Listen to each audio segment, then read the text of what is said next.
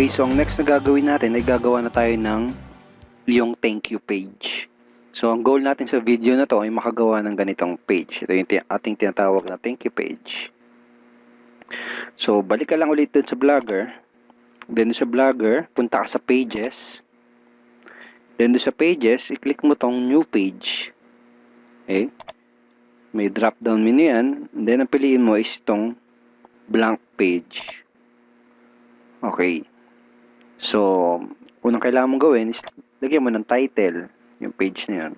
So, pwede mong gawing title, pwede mong ilagay na title is welcome or congratulations.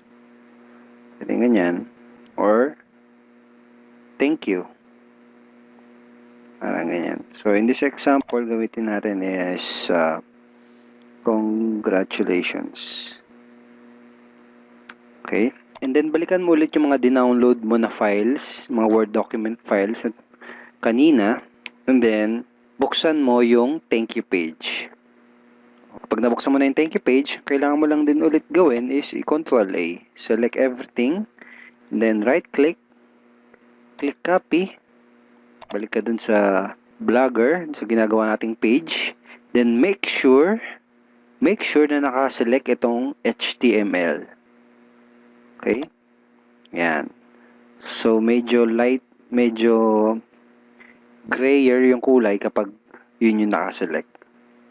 Then, right-click mo lang dyan and then i-paste mo yung kinapi mong HTML code. And then, kapag na-paste mo na, simply click publish. Okay. Pag na-publish mo na, kung saan nakasulat yung view, i-right click mo yan and then click open link in new tab.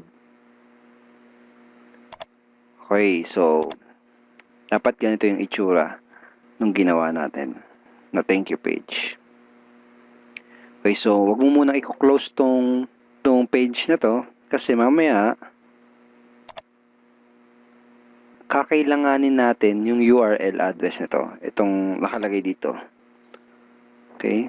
Mamaya kakailanganin natin yan. So, wag mo muna i-close to.